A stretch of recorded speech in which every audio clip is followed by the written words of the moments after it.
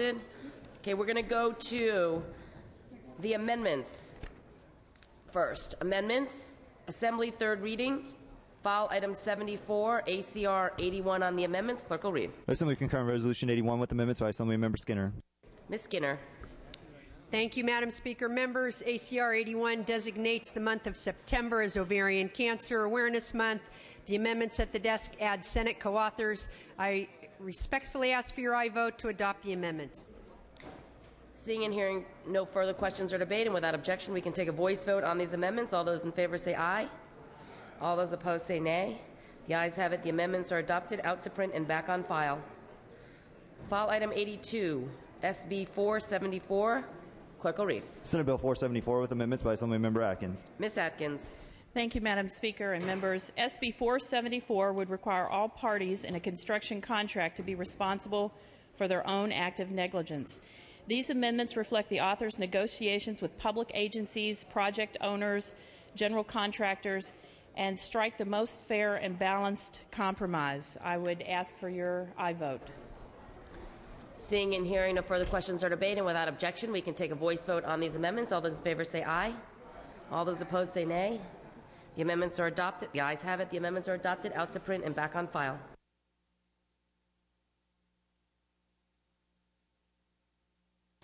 File item 86, SB 384 on the amendments. Clerk will read. Senate Bill 384 with amendments by Assemblymember Feuer. Mr. Feuer. Thank you very much, Madam Speaker. These are amendments that are jointly supported by, among others, the Chamber of Commerce and the consumer attorneys. They simply strengthen the enforcement of disability access rights by requiring certain disclosures be provided by attorneys. I urge that the amendments be adopted and the bill go out to print and back on file. Seeing and hearing no further questions or debate, and without objection, we can take a voice vote on these amendments. All those in favor say aye. All those opposed say nay. The ayes have it. The amendments are adopted, out to print and back on file. File item 88, SB 163 on the amendments. Clerk will read. Senate Bill 163 with amendments by Assemblymember Feuer. Mr. Feuer. Thank you very much, Madam Speaker. These are amendments to the unanimously supported bar dues bill. They're technical in nature. I urge again that the amendments be supported. The bill go out to print and come back on file. Seeing no further questions or debate, and without objection, we can take a voice vote on these amendments. All those in favor say aye. All those opposed say nay. The ayes have it. The amendments are adopted, out to print and back on file. File item 90, SB 224 on the amendments. Clerk will read. Senate Bill 224 with amendments by Assemblymember Smythe. Mr. Smythe. Thank you, Madam Speaker and members. SB 224 provides the Department of Water Resources the same exemption to the Department of General Services contract review that has been given to Caltrans. The proposed amendments do two things. First, they avoid chaptering out problems in regards to the governor's proposed reorganization. And second, at the request of the administration, it has been narrowed to focus on exempting from DGS review just those contracts that have been most problematic, namely state water project power contracts, specialized equipment contracts, and state water project operations and maintenance contracts. Ask for an aye vote on amendments. Seeing no further questions or debate, and without objection, we can take a voice vote on these amendments. All those in favor say aye. All those opposed say nay. The ayes have it. The amendments are adopted, out to print and back on file. File item 91, SB 363 on the amendments. Clerk will read. Senate Bill 363 with amendments by Assemblymember Hayashi. Ms. Hayashi. Thank you, Madam Speaker and members. SB 363 clarifies supervision and experience requirements for Californians seeking licensure as marriage and family therapists. The amendments make a technical clarification to resolve chaptering out issues. Request an aye vote today on the amendments. Seeing no further questions or debate, and without objection, we can take a voice vote on these amendments. All those in favor say aye. All those opposed say nay. The ayes have it. The amendments are adopted, out to print and back on file. File item 94, SB 567 on the amendments. Clerk will read. Senate Bill 567 with amendments by Assemblymember Chesbro. Mr. Chesbro. Thank you, Madam Speaker. SB 567 by Senator DeSaulnier safeguards against product manufacturers who encourage the littering of their products by making misleading claims about the biodegradability of their plastic products. The floor amendments fixed a drafting error that inadvertently left out a section of current law and pushed the implementation date of the bill back 1 year to January 1st, 2013. The amendments remove all opposition from the bill. I respectfully request the amendments be adopted, the bill be sent out to print and placed back on file. Seeing no further questions or debate, and without objection, we can take a voice vote on these amendments. All those in favor say aye. All those opposed say nay. The ayes have it. The amendments are adopted, out to print and back on file. File item 102, SB 746. Clerk will read. Oh, passed temporarily. File item 105, SB 850. On the amendments, clerk will read. Senate Bill 850 with amendments by Assemblymember Monning. Mr. Monning.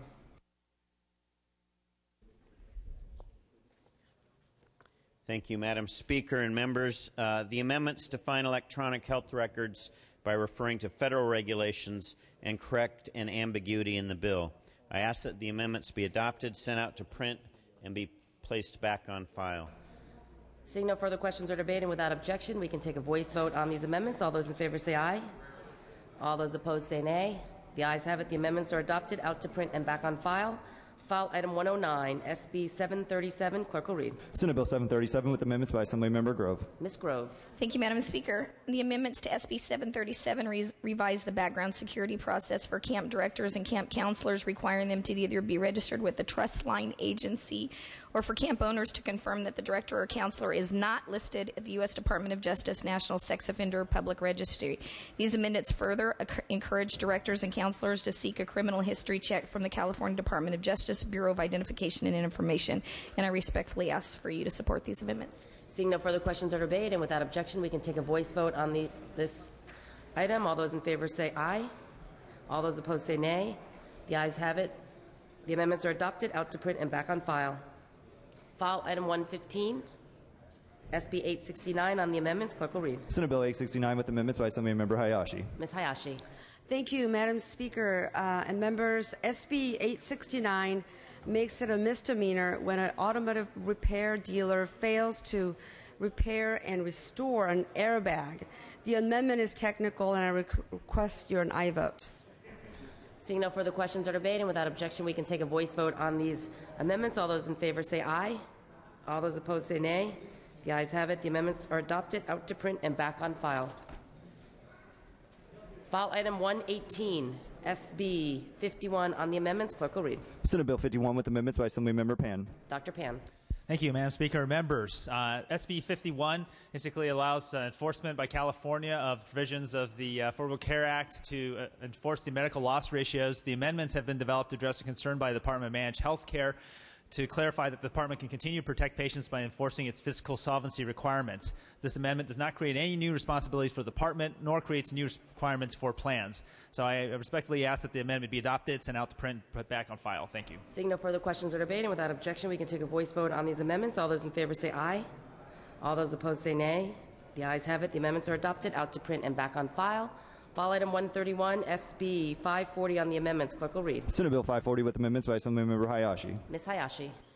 Thank you. Again, Madam Speaker and members, SB 540 extends the sunset date of the Dental Board of California until January 1st, 2016. The amendments add a sunset date for the Dental Hygiene Committee and stagger the membership of the committee. I respectfully request an aye vote on the amendments. Seeing no further questions or debate, and without objection, we can take a voice vote on these amendments. All those in favor say aye. All those opposed say nay. The ayes have it. The amendments are adopted, out to print and back on file.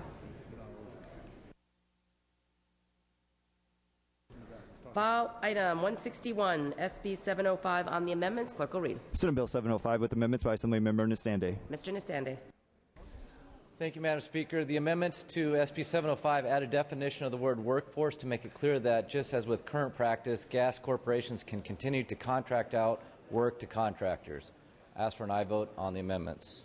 Seeing no further questions or debate, and without objection, we can take a voice vote on these amendments. All those in favor say aye. All those opposed say nay. The ayes have it. The amendments are adopted, out to print and back on file. File item 165, SB 753. On the amendments, clerk will read. Senate Bill 753 with amendments by Assemblymember Brownlee. Ms. Brownlee. Thank you, Madam Speaker. Two amendments to SB 753. The first, to ensure that the proposed new testing window for the English Language Development Assessment will not be implemented until the California Department of Education receives written documentation from the U.S. Department of Education that federal law permits that change. The second is technical in nature. I request the amendments be adopted and that the bill go back to print and back on. Seeing no further questions.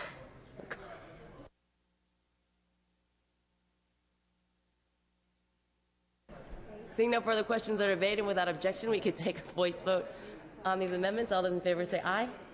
All those opposed say nay. The ayes have it. The amendments are adopted, out to print and back on file.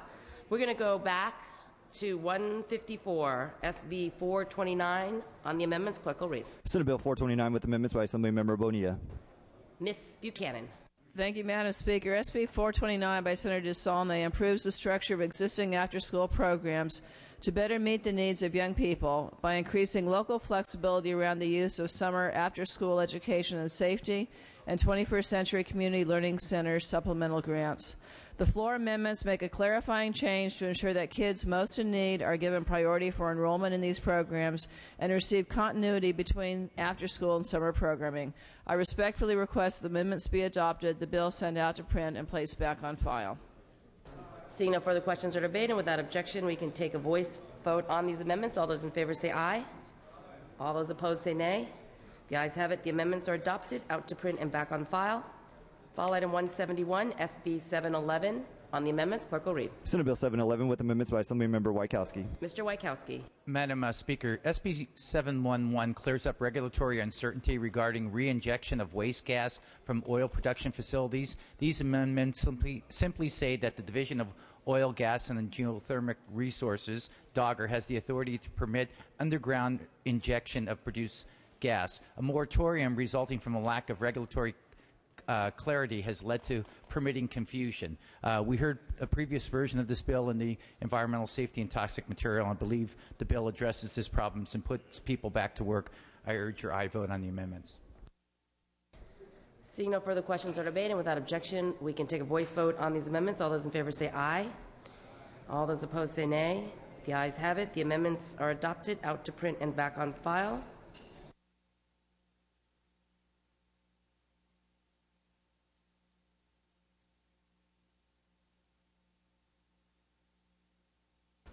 Okay, pursuant to Assembly Rule 77.2, I am re-referring that bill, file item 171, SB 711, by Wajkowski to the Insurance Committee. File item 182, SB 217 on the amendments. Clerk will read. Senate Bill 217 with amendments by Assemblymember Ng. Mr. Ng. Thank you, Madam Speaker and members. SB 217 has technical amendments that were recently requested by the Department of Insurance to clarify terms and correct definitions. I ask that the amendments be adopted, that the bill be sent out to print and placed back in the file. Seeing no further questions or debate, and without objection, we could take a voice vote on these amendments. All those in favor say aye. All those opposed say nay. The ayes have it. The amendments are adopted, out to print and back on file. File item 183, pass and retain. File item 184, SCR 17 on the amendments. Clerk will read. Senate concur Resolution 17 with amendments by Assemblymember Nielsen. Mr. Nielsen. Madam Speaker, ladies and gentlemen of the Assembly, this resolution memorialized September as Prostate Cancer Month in California. The amendments simply update the number of diagnoses and deaths attributed to this tragic disease. Seeing no further questions or debate, without objection, we could take a voice vote on these amendments. All those in favor say aye. All those opposed say nay. The ayes have it. The amendments are adopted, out to print and back on file. And file item 188, SB 806 on the amendments. Clerk will read. Senate Bill 806 with amendments by Assemblymember Cook. Colonel Cook. Thank you, Madam Speaker. These amendments would address concerns that were raised during the Veterans Affairs Committee by the chair and the committee members. The amendments would clarify the circumstances under which the state must initiate administrative action to recover an overpayment to an employee of the state on a leave of absence from active military duty as a member of the California National Guard. This will ensure that lower-ranking troops will not be the subject of unfair overpayment recovery unless they are participated in or at fault for the overpayment. I ask for your vote and usual administrative procedures associated with this action. Thank you. Seeing no further questions or debate, and without objection, we can take a voice vote on these amendments. All those in favor say aye. All those opposed say nay. The ayes have it. The amendments are adopted, out to print and back on file. Okay, we are going back now to the top of the Assembly third reading file. Assembly third reading file. File item through 73 pass and retain. File item 74 has been dispensed with. File item 75 pass and retain. File item 76 ACR 77. Clerk will read. The Assembly concur on Resolution 77 by Assemblymember Torres relative to Suicide Prevention Week. Ms. Torres. Thank you, Madam Speaker and members. ACR 77 declares September 4th to September 10th, 2011 as Suicide Prevention Week in California. Suicide is the 11th leading cause in death in the United States and the third leading cause of death for individuals between 15 and 24 years of age. Most suicides are preventable, but oftentimes the stigma and misconceptions surrounding mental illness discourage individuals from seeking life-saving help. ACR 77 works to dispel, ACR 77 works to dispel inaccurate portrayals of suicidal behavior, raise awareness of this important public health issue, and encourage individuals and organizations working to prevent suicides. I ask for your aye vote. Seeing no further questions or debate, we could take a voice vote on this item. All those in favor say aye. All those opposed say nay. The ayes have it. The measure is adopted. File item, Senate third reading. File item 77, pass and retain. File item 78, SB 337. Clerk will read. Senate Bill 337 by Senator Kehoe, an act relating to tenancy. Mr. Dickinson. Thank you, Madam Speaker. On behalf of Senator Kehoe, I'm pleased to present SB 337. This bill provides that a landlord shall not prohibit a tenant from posting or displaying political signs as specified unless the postings or display violate state, local, or federal law. Almost 40 million Californians call our state home, and approximately 40% of our state's population live in some type of rental unit. While we know tenants have many rights under the law, several forms of expression are nonetheless precluded and not protected. These include flying a flag or a banner, posting non-commercial signs, or even displaying signs that are political in nature.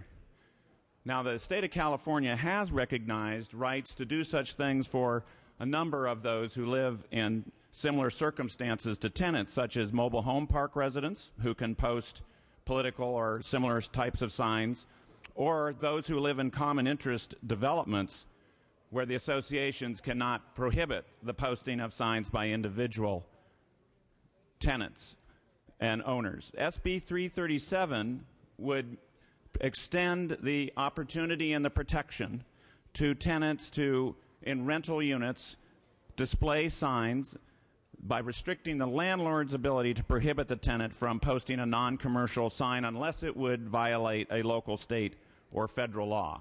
Amendments adopted earlier this week in the Senate, in this House, clarify that it's the tenant who is responsible for any violation of a local ordinance, and clarifies that any changes made to a tenant's agreement in implementing these rights does not constitute a diminution of housing services.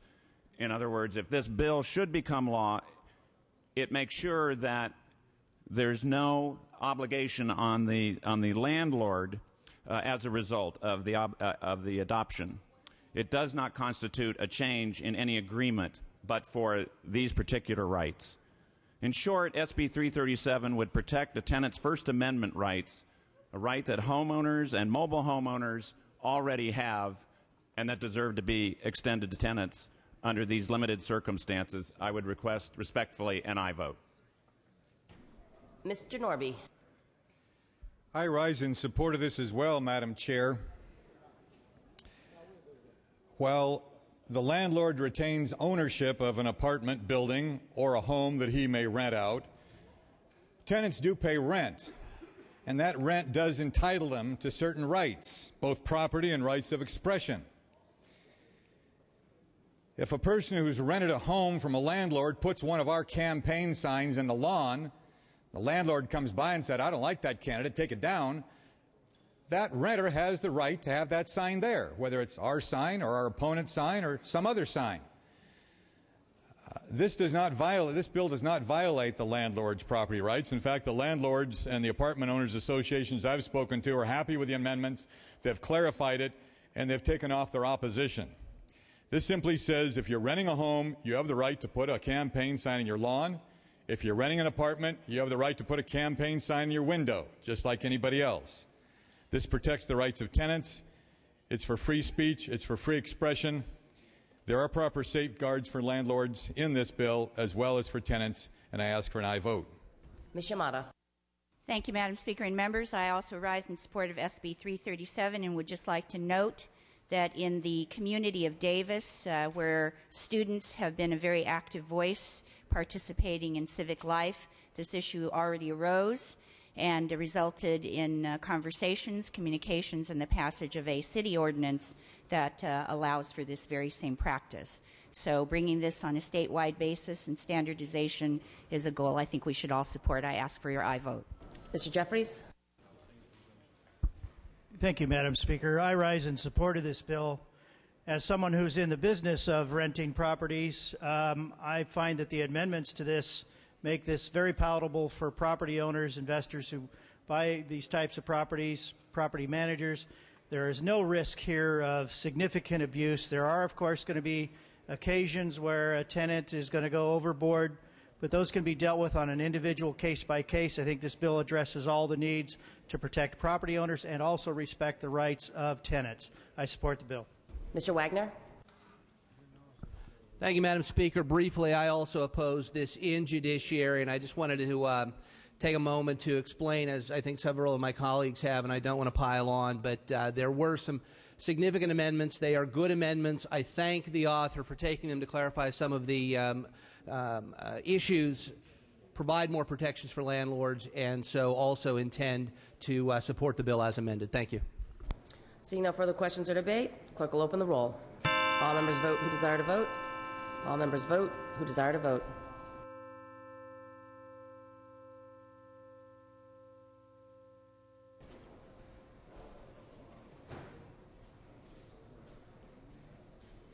Clerk will close the roll, tally the votes. Ayes 55, noes 4. Measure passes. On behalf of Assembly Member Gil Cedillo, we would like to welcome Mr. Felipe Plasencia, President of the Mexican American Bar Association, to our chamber in the back of the chamber. Welcome.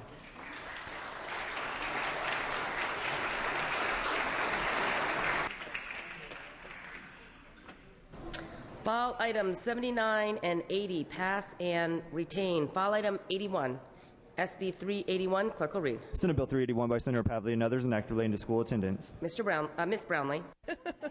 Thank you, Madam Speaker.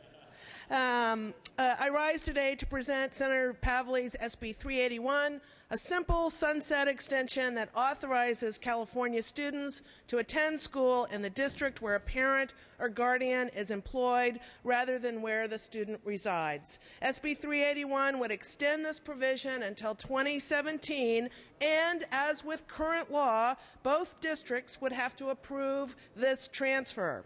Continuing to provide parents and legal guardians with the flexibility of enrolling their children in school near their workplaces gives them an important opportunity to participate in their children's education. This bill has received no votes in either houses and so far has no opposition. I thank you and respectfully ask for your aye vote. Seeing no further questions or debate, clerk will open the roll. All members vote who desire to vote. All members vote who desire to vote.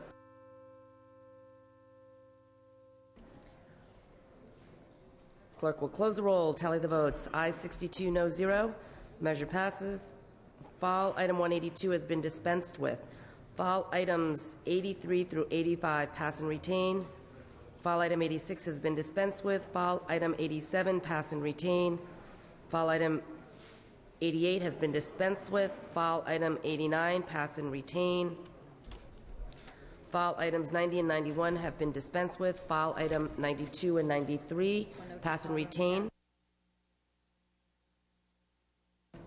File item 94 has been dispensed with. File items 95 through 101 pass and retain. File item 102 pass temporarily. File items File items 103 and 104 pass and retain. File item 105 has been dispensed with. File items 106 through 108 pass and retain. File item 109 has been dispensed with. File items 110 and 111 pass and retain. File item 112 pass temporarily. File item 113 pass and retain. File item 114 SB 590. Clerk will read. Senate Bill 590 by Senator Calderon, an act relating to life insurance. Mr. Fuentes. Members, SB 590 will make a 60-day free look the new bright line for in-home sales of funeral insurance policies under $15,000. This bill has no opposition. I respectfully ask for your aye vote.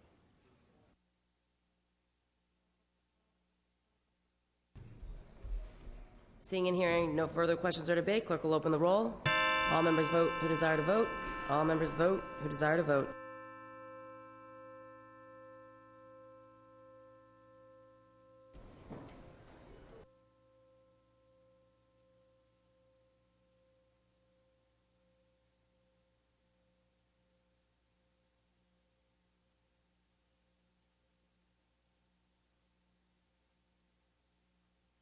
Clerk will close the roll, tally the votes. Aye 63, noes 3. Measure passes.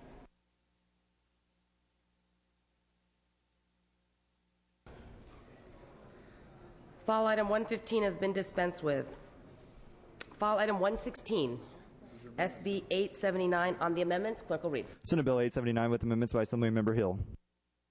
Mr. Hill. Thank you, Madam Speaker.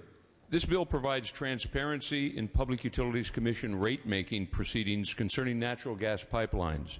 The amendments renumber and make technical corrections to that section to avoid chaptering problems. The second portion of this bill increases the fining authority of the PUC from $20,000 to $50,000 per offense. The $20,000 cap has been in place since 1993. Has not been adjusted for inflation and is really not enough to be a deterrent. Given the risk to public safety from a violation of pipeline and other safety rules, the current cap on fines is too low and needs to be increased. I ask for your support on these amendments. Seeing no further questions or debate, and without objection, we can take a voice vote on these amendments. All those in favor say aye. All those opposed say nay. The ayes have it. The amendments are adopted. Out to print and back on file. File item 117, SB 658. Clerk will read. Senate Bill 658 by Senator Negrete McLeod, an act relating to funeral services. Ms. Hayashi. Thank you, Madam Speaker and members. SB 658 requires funeral establishments that maintain a website to post a listing of funeral goods and services that are included in their general price list. This is an important consumer protection bill. There are no opposition to the bill. As author took several amendments to remove everyone's opposition. I respectfully request an aye vote today. Seeing no further question or debate, clerk will open the roll. All members vote who desire to vote. All members vote who desire to vote.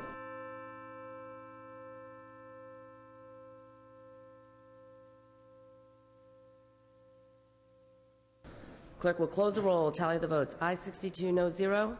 Measure passes. File item 118 has been dispensed with. File items 119 through 122 pass and retain. File item 123 pass temporarily. File item 124 through 126 pass and retain. File item 127 SB 461. Clerk will read. Senate Bill 461 by Senator Blakeslee, an act relating to high school equivalency certificates. Mr. Silva. Thank you, Madam Speaker. SB 461 helps the National Guard Challenge Program. This program was created to help high school students who have already dropped out or are at risk to drop out. The National Guard operates 32 dropout recovery programs across the nation, 2 in California, 1 in San Luis Obispo, the second one in Los Alamitos, which is in my district. Currently, a 17-year-old who is not able to obtain a traditional high school diploma can take the GED if they are incarcerated or have completely dropped out of school. But they are denied the opportunity to take the GED if they have enrolled in a dropout recovery program. This bill has not received any no votes, and there is no opposition. The bill is supported by educators, veterans, law enforcement, and the National Guard Association. I respectfully request, and I vote. Seeing no further questions or debate, clerk will open the roll. All members vote who desire to vote. All members vote who desire to vote.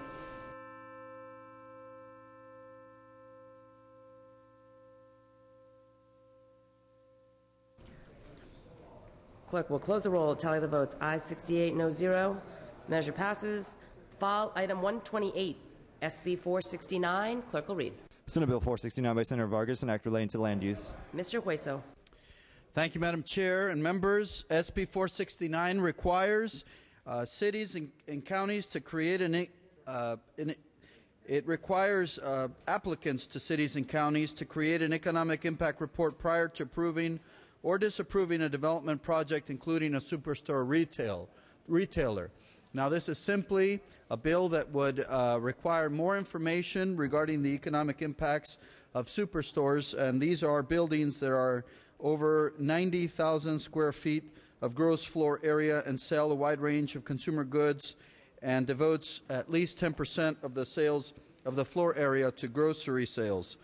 It would provide an impact of these developments to local government, so it provides more information for local government in their deliberation of whether to approve these projects or not. So it doesn't necessarily state that they cannot approve a project that has one impact or another. It simply provides more information for that local leaders and their communities can make more informed decisions about the impacts of these specific types of business plans.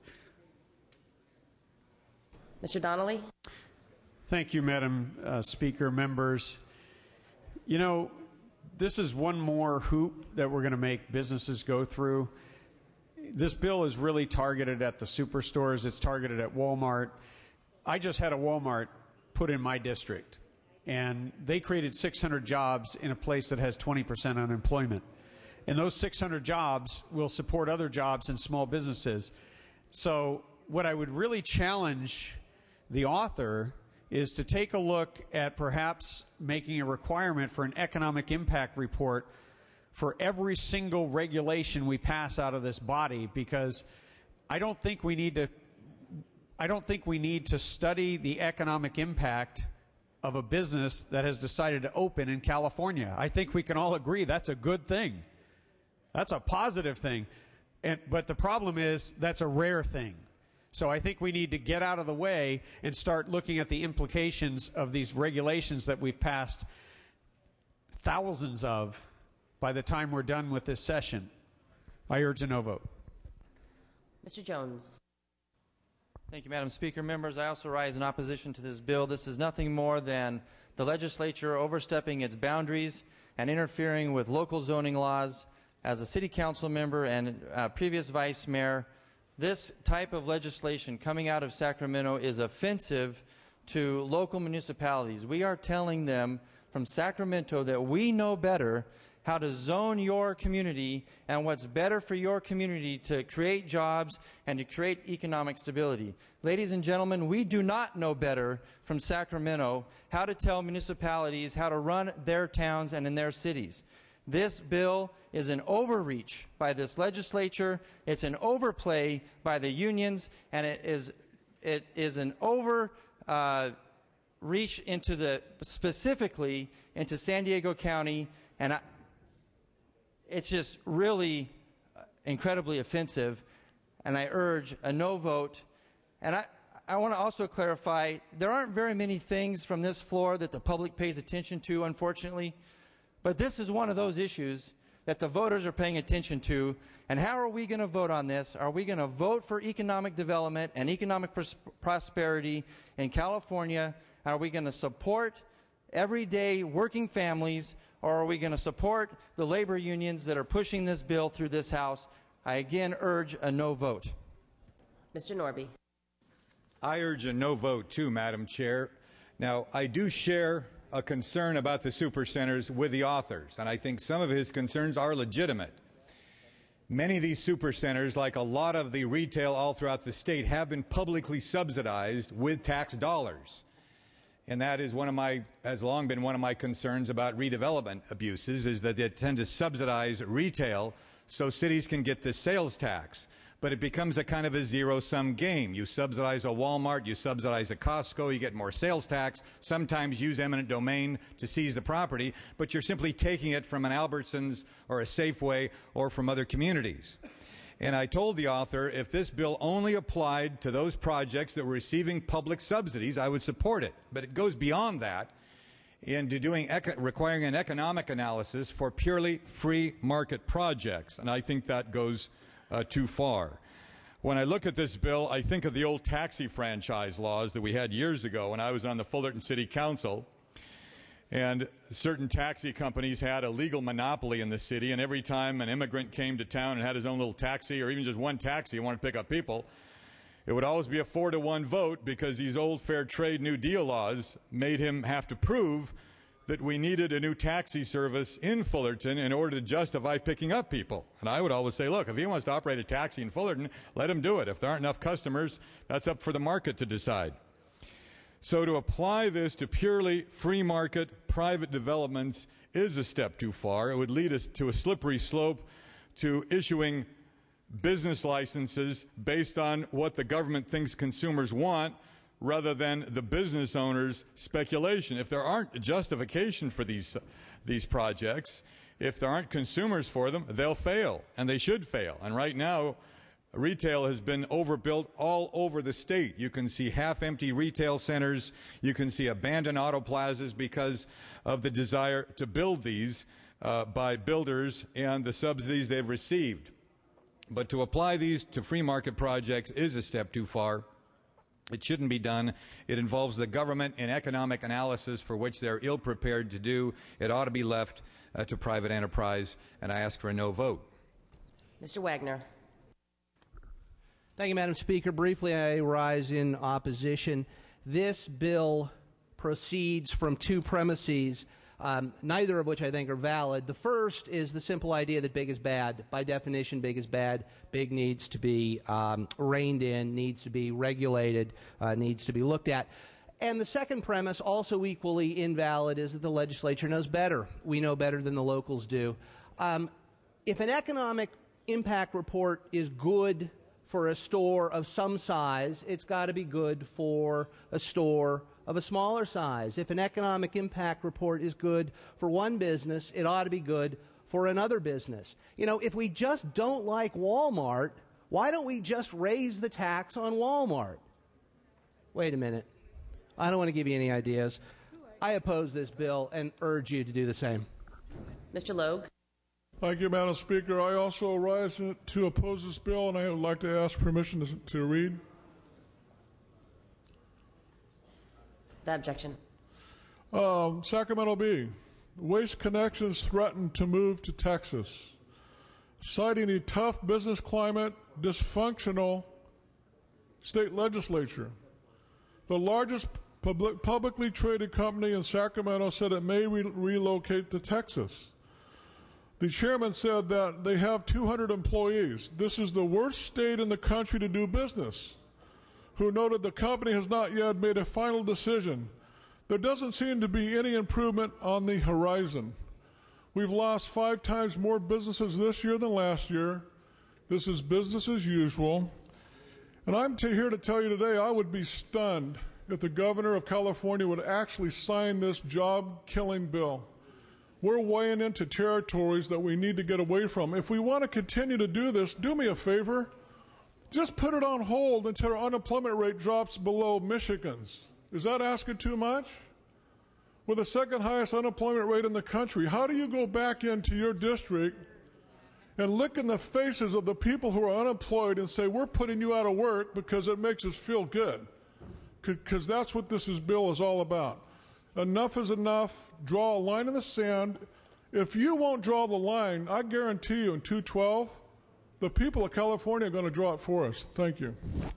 Dr. Halderman. Thank you, Madam Speaker. I do respect my colleague's judgment as far as this being a jobs killer bill, but that's actually not the statistic I'm thinking about at the moment, the 18.7% unemployment rate in Fresno County, or the 40% unemployment rate in Mendota and Firebaugh just to the west of us. What I'm thinking about is that the rate of morbid obesity in the Central Valley exceeds 50% and carries with it an increased risk of hypertension, diabetes, and premature death. And that's what our children are facing in the Central Valley. Now, part of that equation is lack of access to fresh fruits and vegetables and nutritious food. That is an irony considering that we are the most powerful producing agriculture community in the world. What is happening is that because of other economic situations, small businesses are not thriving. Mom and pop grocery stores, the corner stands, cannot afford to stock the fresh foods because they would go bad too early. So they really don't have any choice here, and they stock processed, less nutritious, less fresh foods. It is different when you're talking about the superstores.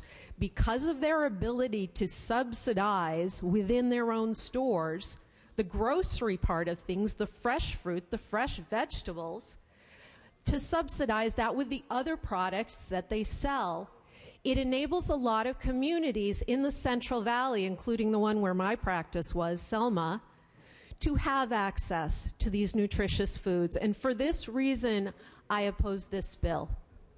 Ms. Buchanan?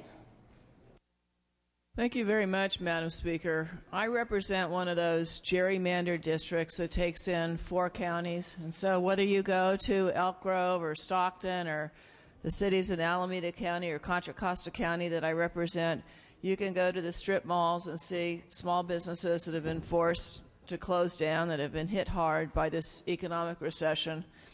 And I meet regularly, like I'm sure all of you do, with the chambers of commerce throughout our district, with the Rotary clubs. I meet with the California Small Business Association. Last Friday, I was the speaker at our local chapter of NFIB. And all of you know that small businesses are responsible for 50 to 70% of the job creation in the state of California. Small businesses, not only are they located locally, but they employ people who live in our community, and they contribute back to our local organizations, support our schools, support our soccer clubs, and all of that. They're an important part of our community. So what I did is I called NFIB, and I called the California Small Business Association, and I said, where are you on these bills? And it doesn't reflect on our sheet, but both of them support this bill. And they support it because they do believe it's important to have some kind of process that takes a look at what the impact is of a large business coming in on all the small businesses in the community. And I'm voting for this bill for that reason, because I don't want to see any more of these storefronts open. I want to see our local communities thrive. And maybe this bill should apply to more than big box stores, because certainly we should be doing this kind of economic analysis for all of our for any type of project like this. But I think this is a good start, and it doesn't say, Walmart, you can't come into our community. All it says is take a look at the impact and then make an informed decision. And to be honest with you, I believe most of our locally elected counties or locally elected councils, they're probably doing that already. Thank you. Mr. Knight? Thank you, Madam Speaker and members. I guess we don't need the bill if they're already doing that. There's a couple things that come out of this bill. This is a union bill. Let's be very clear about that. This is very, very clear. It was very, very clear in committee. It should be very clear on the floor. This is a union bill. If Walmart, who's not union, wants to get around this, then charge everybody 5 cents a year. Make it a membership. Because if you charge a membership, if it's a Costco or something like that, you're exempted. So that's what I'm telling Walmart. Charge me 5 cents every year, and I'll be a member. That's a good way to get around it. This bill is wrought with problems. Somebody said that we should be looking at these things at a local level. That's a good idea. That's what planning commissions do. You know, you come from an area that you represent 465,000 people. One person. That planning commission probably has 5 people on it from the area looking at the impact of everything that impacts that area. Those are the people that look out for the vision of the city, that hit that zoning part before it goes to the city council, not your assemblyman, not your senator, that planning commission. They're already doing it. So let's be very clear. This has one mission. This is a union bill. We're doing something here that is already done in tenfold at the local level. Why we're even talking about this? I ask for a no vote. Ms. Atkins. Thank you, Madam Speaker and members. I think there have been a lot of good points brought up here. I just want to say, in terms of the local issue, we've dealt with this in the city of San Diego a number of years, and when I served on the council, there actually was a study done by the Taxpayers Association. It was shelved. It was shelved and not brought forward because it said there is a significant economic impact to small businesses, to taxpayers who end up subsidizing benefits and other things that employees of large box facilities are not covering. Small businesses who came to me, I represented more than 7 business improvement districts at the local level. Many of these small businesses were not tied to any union. In fact, they disagreed with a number of the policies of some of the unions and employee groups. But they were seriously concerned because it did impact their communities and the work that they were doing on the ground locally. As one of my colleagues said, small businesses make up the backbone of the economic infrastructure, not only in California, but in this country. And I think having the ability to look at information, to look at more information related to economic impact, I don't know why we would disagree with that. And so I think a lot of issues have been raised, but I clearly think asking for more information, particularly in light of small businesses who are also struggling to continue to exist. And we've tried to get this information. I think this is absolutely something to be done at the state level so that we can at least work from a framework of economic impact community by community and within our state. Thank you, Madam Speaker. Mr. Mansour. Well, here we go again. Another job-killing bill being passed in broad daylight. We need more jobs, not less. We've all heard the term death by 1,000 cuts. Well, this state is being killed by death by 1,000 bills that overregulate and are killing jobs. People want jobs. This legislature, some in this legislature, are removing jobs and sending them to other states. I urge a no vote. Thank you. Mr. Calderon. Yes, Madam Speaker. I just raise a question to the author. Does this bill cover, include sports arenas or football stadiums? Because the language is pretty broad, so I just wanted to. No, it doesn't. It covers super centers that are retail organizations above 90,000 square feet that have most stores have a set number of products. When you have an almost unlimited number of SKU numbers, for example, that attracts more traffic. It has a bigger impact on Main Street America.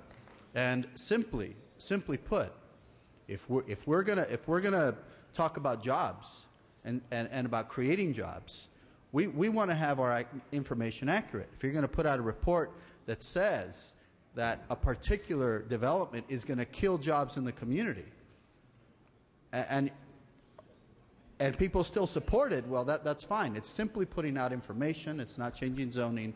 Doesn't pertain to anything other than supercenter retail. I think you answered my question. I don't mean to be rude, but my question's answered, and you can use the time better to talk about the bill. Thank you.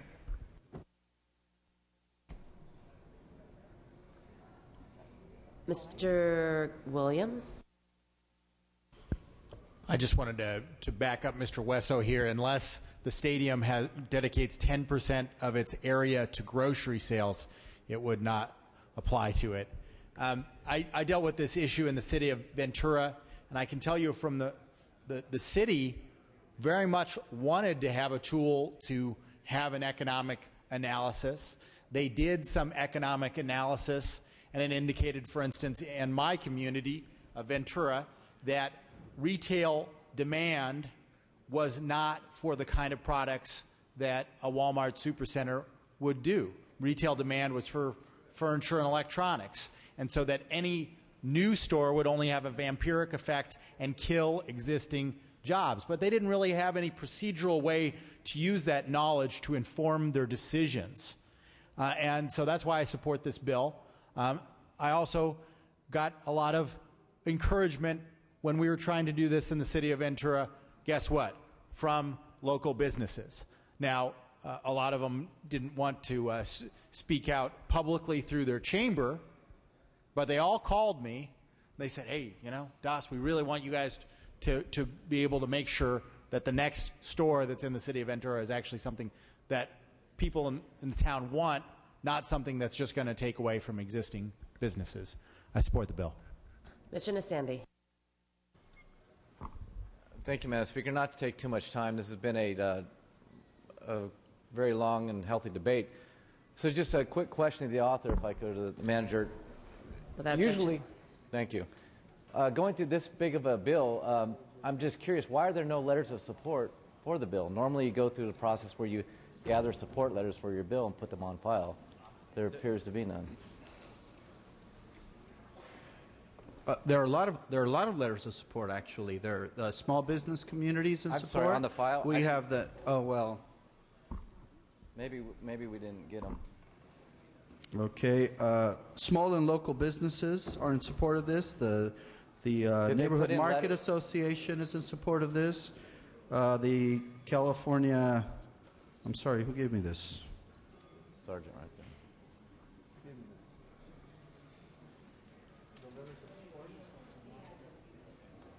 California Small Business Association, Small Business California, the Northern California Independent Booksellers Association, the Southern California Independent Booksellers Association, Neighborhood Market Association, Ledford Enterprises, the Sierra Club. Okay, no, I appreciate that. League of Conservation Voters. I apologize. We didn't have any on file here, any letters of support. So Okay. appreciate you clarifying that. Thank you. Thank you. Ms. Grove. Thank you, Madam Speaker. It seems like to me that every time our cities stand up against the unions who are actually the owners of the California State Legislature come here and change the law. And that's really sad because I come very proudly from a city who told the unions no in an election, and the people told them no. And for them to be able to come here and change this law so that the cities can have local control, so that it can be changed by people who are supported by labor and unions. And just like my colleague on the other side of the aisle just said, he would support it if it didn't have anything to do with grocery workers. Well, that's just not even right. This is a job-killing bill. Let's call it what it is. This is a way for the unions to circumvent authority over local cities and bring the business to the California State Legislature to circumvent that. Why does this body continue to kill jobs, whether small business or big business? We need to concentrate on expanding the pie instead of shrinking the pie and fighting over a shrinking pie. Mr. Dickinson. Thank you, Madam Speaker. I certainly appreciate the objections that have been raised to the bill by those who've spoken, but I have to say I find a certain amount of irony in them, particularly for those of us who served in local government. We know all too well that project proponents are more than ready to bring their own consultants' analysis of the economic benefits of their project to us if they think it'll serve their purpose. And indeed, they are often useful. Excuse me, Mr. Calderon. It is wholly inappropriate to suggest that any outside group owns this legislature. And so I want members to confine themselves to the issues and to the debate and to not make those kinds of allegations which are wholly untrue, whether it's labor, whether it's a Chamber of Commerce, or anybody else. Mr. Dickinson, you may continue. Thank you, Madam Speaker. You know, good information is the core of good decision making. It's the foundation upon which we make wise policy choices. The arguments here are against getting good information. And this legislation is designed to bring local decision makers the kind of information that can help them make those wise choices.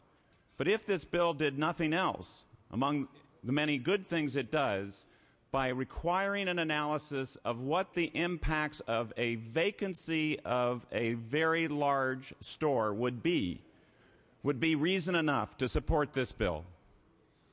How many of us can go home and look at that 80 or 90 or 100,000 square foot building sitting empty and the amount of blight that it produces and generates in our neighborhoods, in our communities? How many of us have grappled with the costs of that blight borne by taxpayers? And how many of us have struggled with the effort to try to find users who can refill that empty space and bring that blighted, empty store back to life? It's been suggested that if we do this for large stores, we ought to do it for all. But I think our own observation tells us that there's a huge difference between a 5,000 square foot vacancy and a 100,000 square foot vacancy. And that difference ends up costing our residents money, it compromises their safety, and it makes our communities less desirable. If we want to talk about attracting jobs, let's make sure that we've got communities that are attractive. I urge an aye vote. Mr. Jeffries. Thank you, Madam Speaker. I appreciate the opportunity. Look, there's no one group that owns the legislature, so it was clearly out of line. We know this bill is going to pass. We know who's pushing the bill. My question is, whose ox are we going to gore next? I mean, if this particular business is fair game because we don't like their practices, what business isn't going to be fair game if this body doesn't like their practices? We had a report earlier this year that 6 businesses a week were leaving the state of California.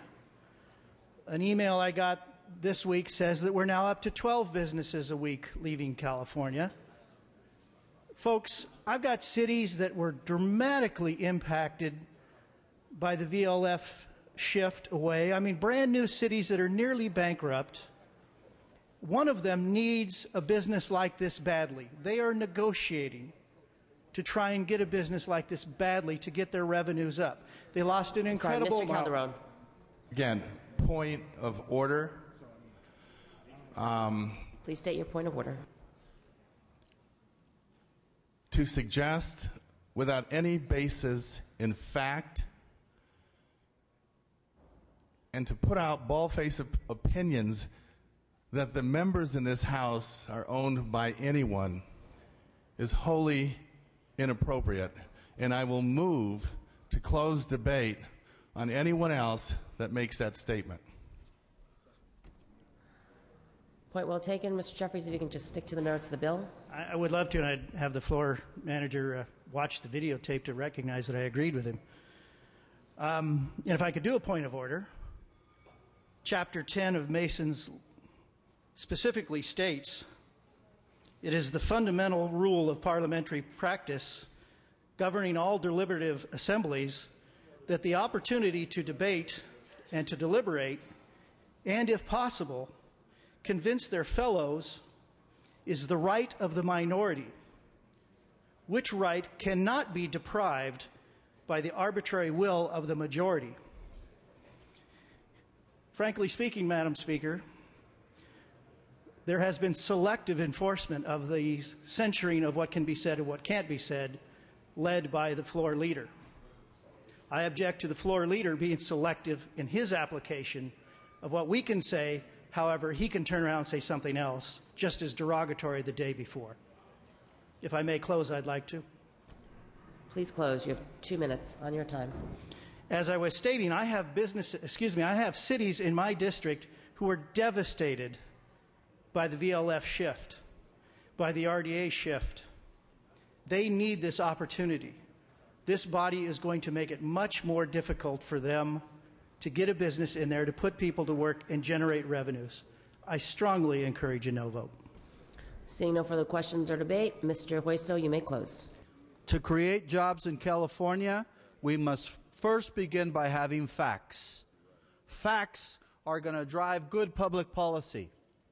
You cannot get up in here and say that a specific business or development created 600 jobs in your district if it killed 200 more.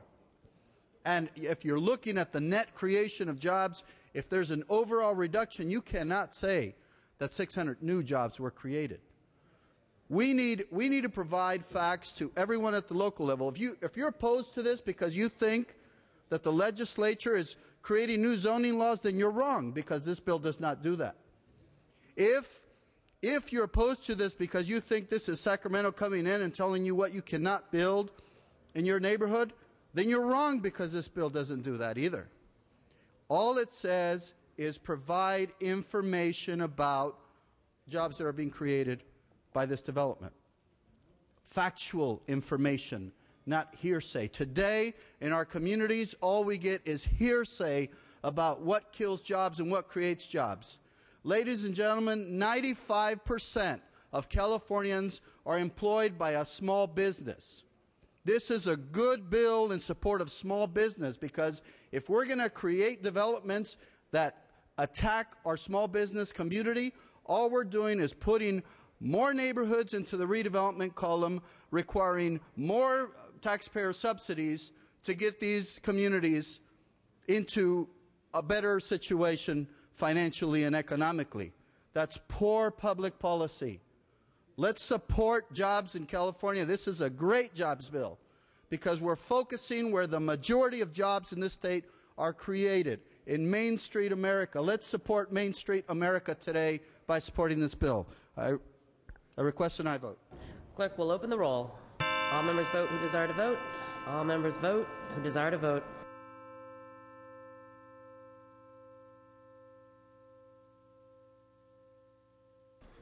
Clerk will close the roll. Tally the votes. Ayes 43, noes 28. Measure passes. File item 129, SB 538. Clerk will read. Senate Bill 538 by Senator Price, an act relating to nursing and make an appropriation therefore. Ms. Huber.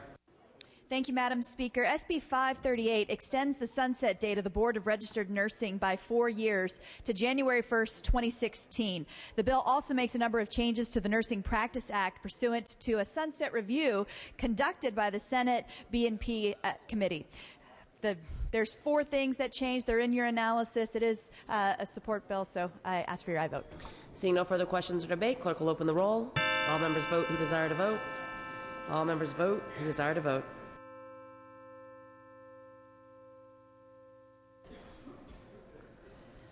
Clerk will close the roll. Tally the votes. Ayes 44, noes 23. Measure passes. File item 130, SB 539. Clerk will read. Senate Bill 539 by Senator Price, an act relating to nursing. Ms. Carter. Thank you, Madam Chair and members. Today I'm presenting Senate Bill 539 on behalf of Senator Price. SB 539 extends the sunset date of the Board of Vocational Nursing and Psychiatric Technicians to January 1st, 2016. This measure would also require employers of vocational nursing and technicians to report resignations for cause. 539 contains some of the other changes as recommended by the Senate Business Professions and Economic Development Committee during its sunset review of the board in March. This bill has received bipartisan support and has no opposition. I respectfully request your aye vote. Seeing no further questions or debate, clerk will open the roll. All members vote who desire to vote. All members vote who desire to vote.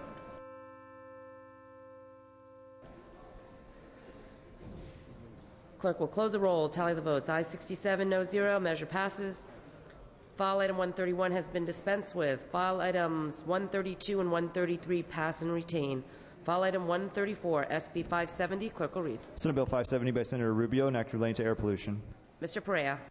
Madam Speaker and members, SB 570 would allow the San Joaquin Valley Unified Air Pollution Control District to replace or retrofit pre-1987 high-emitting school buses within the district by using existing interest revenue generated by the district from the Traffic Congestion Relief Fund.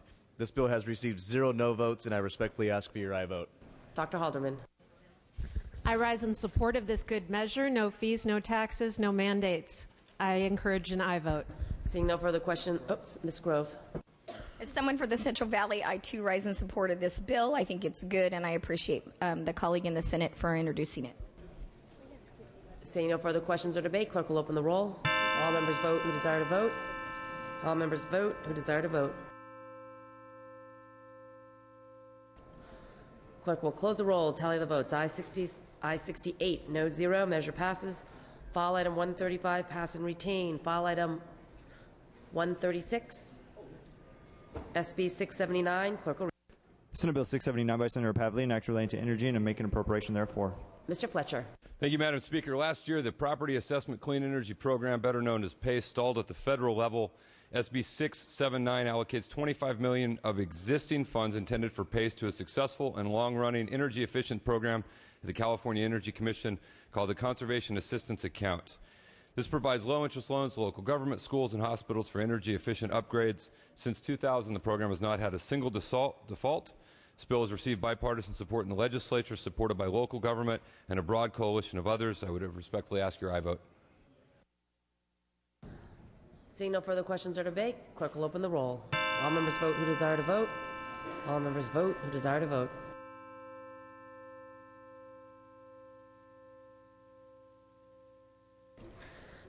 Clerk will close the roll, tally the votes. Ayes 60, noes 1. Measure passes. File item 137, pass and retain. File item 138 and 139, pass and retain. File item 140, SB 852. Clerk will read. Senate Bill 852 by Senator Harman and others, an act relating to corrections and declaring an urgency thereof to take effect immediately. Mr. Chesbro. Thank you, Madam Speaker.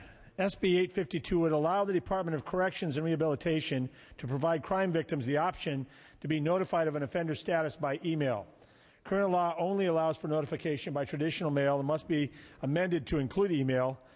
The Department has received a federal grant to develop and implement the bill. By giving victims this option, SB 852 will ensure that victims are provided with pertinent information in a manner they find convenient as quickly as possible and bring victim notification into the computer age. The bill has no opposition, has not received a single no vote, and I respectfully ask for your aye vote.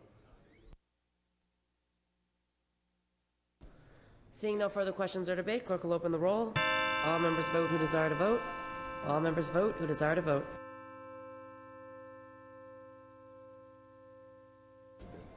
Clerk will close the roll, tally the votes. Ayes 65, no 0. Measure passes.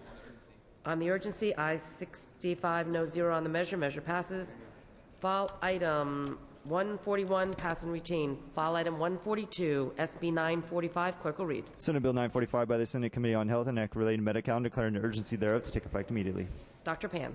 Yes, Madam Speaker and members, I'm pleased to present SB 945, a bill that authorizes the Department of Health Care Services to establish and administer the Federal Medi-Cal Electronic Health Records Incentive Program.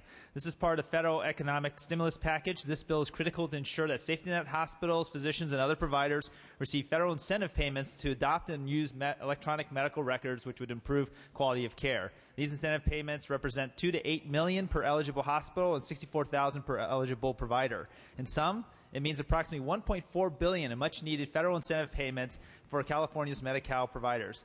There's no state costs associated with this program. It's completely funded through federal and private funds, and there's an urgency clause to ensure that California physicians and other providers can begin receiving incentive payments this year. This is sponsored by administration and has had bipartisan support and no opposition. I respectfully ask for your aye vote. Thank you. Seeing no further questions or debate, clerk will open the roll. All members vote who desire to vote. All members vote who desire to vote.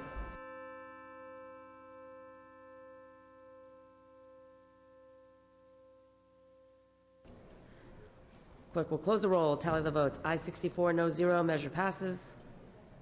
On the urgency, ayes 64, no 0. On the measure, measure passes. File item 152, SB 397. Clerk will read. Senate Bill 397 by Senator Yee, an act relating to online voter registration. Mr. Blumenfield. Thank you, Madam Chair. Members, since 2008, California has been on the path to online voter registration. Current law allows for an electronic voter registration system, but ties it to the development of a real-time comprehensive electronic database of registered voters. Unfortunately, the state has been plagued by delays in our efforts to launch such a database, which was called VoteCal. The newest estimates say we won't have it up and running until at least 2015. California is one of only 9 states without a statewide tool allowing voters to check their registration status. We are also the only state that has not fully complied with the federal Help America to Vote Act, or HAVA. Online voter registration is simply long overdue, and this bill allows us to implement online voter registration prior to the launch of VoteCal. Online voter registration is expected to provide significant cost savings to the state and counties due to a reduction in printing, processing, and data input costs. Today, voter registration forms are often handwritten and must be entered into the system by county workers. Under this bill, voters would be able to enter their own information directly and thereby minimize the inaccuracies. This bill specifies that online voter registration is only effective with the authorization of the federal funds, the HAVA funds, which would alleviate any cost to the state. The measure will not only help protect voting integrity, but will allow many more individuals the opportunity to register to vote. Colleagues, this bill is about access. It's about moving into the 21st century and providing people access now. I ask for your aye vote. Mr. Loke. Thank you, Madam Speaker. I oppose SB 397 because California is simply not ready for this. Until the state's online database, the VoterCal, is ready in 2015, we should not be attempting online voter registration. I oppose this bill. Seeing no further questions or debate, Mr. Blumenfield, you may close. Please ask for your aye vote. Clerk will open the roll. All members vote who desire to vote. All members vote who desire to vote.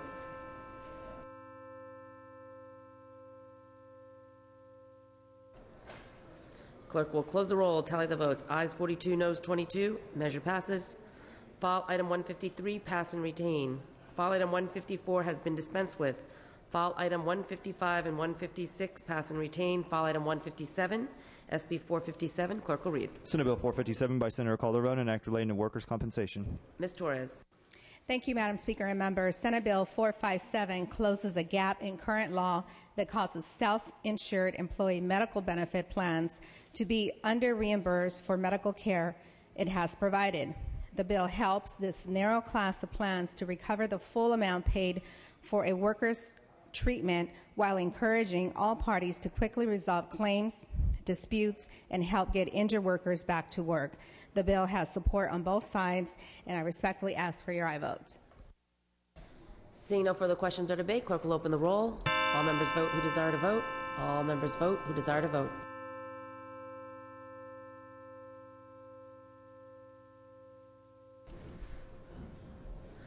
Clerk will close the roll, tally the votes. Ayes 62, no 0. Measure passes.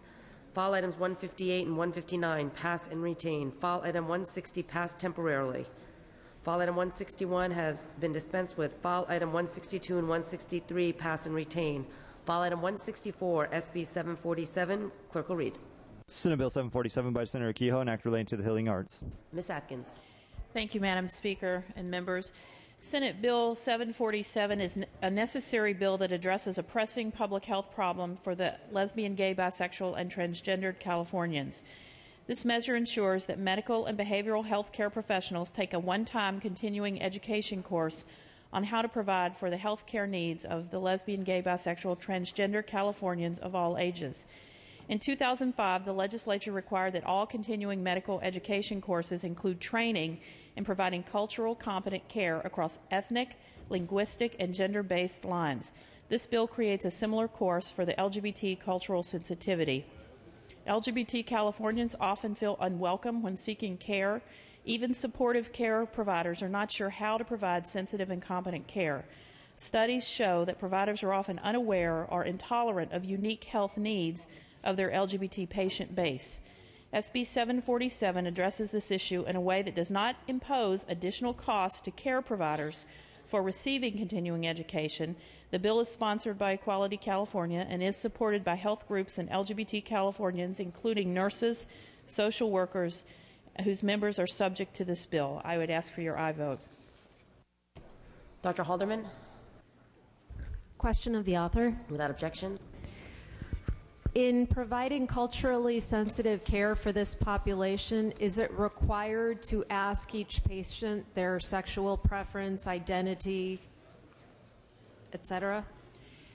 In terms of the continuing education, I mean, that's not a requirement. It is an educational learning opportunity. I mean, I know you've taken some doctors have taken continuing education units. It is a training. It is not a requirement that you ask, but it does sensitize people to understanding the types of healthcare forms and how to present those questions to solicit information that would aid in the care of their patient. On my own time, I don't understand how in a trauma setting soliciting this information from a patient is anything but not prioritizing what's actually wrong with them at the moment. I think that patients who prefer to have their sexual identities private will not appreciate the type of intrusive questions that this suggests. But if there is no requirement to interrogate a patient on their sexual identity, how do you be culturally sensitive? And I'll answer my own question. The way you do is you treat everyone with respect regardless of who they sleep with. Seeing no further questions or debate, Ms. Atkins, you may close. Thank you, Madam Speaker. Cultural competency and sensitivity problems in healthcare environment are ongoing barriers for healthcare for LGBT Californians. In a 2009 survey of practitioners conducted by the American Medical Association and the Gay and Lesbian Medical Association, it was confirmed that care providers show disrespect towards the relationship and healthcare needs of LGBT patients. This is not an old issue. This is a clear and present problem. SB 747 addresses this issue in a way that does not impose additional costs to care providers for receiving continuing education. Fiscal impacts to the state are minor and have no impact on the general fund. Recent amendments reduce the cost specifically for the Board of Registered Nursing. SB 747 requires a one-time continuing education requirement. This measure only affects the content of continuing education courses. It doesn't add to the amount of continuing education. I think in terms of why this is needed, it is needed so that the proper information can be gleaned in order to provide the best care possible. I would ask for your aye vote. Clerk will open the roll. All members vote who desire to vote. All members vote who desire to vote.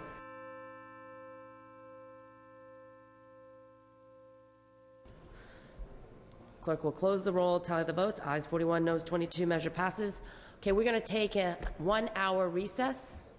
We will reconvene at 1 p.m. sharp. 1 p.m. sharp. Thank you, members.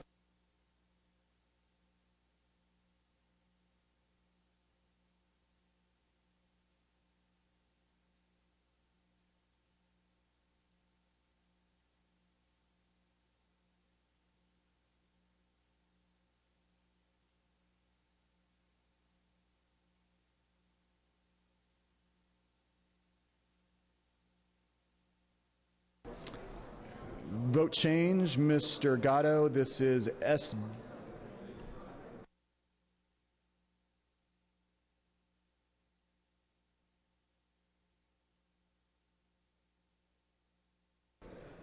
Vote change, Mr. Gatto. This is SB 679. SB 679, aye to no.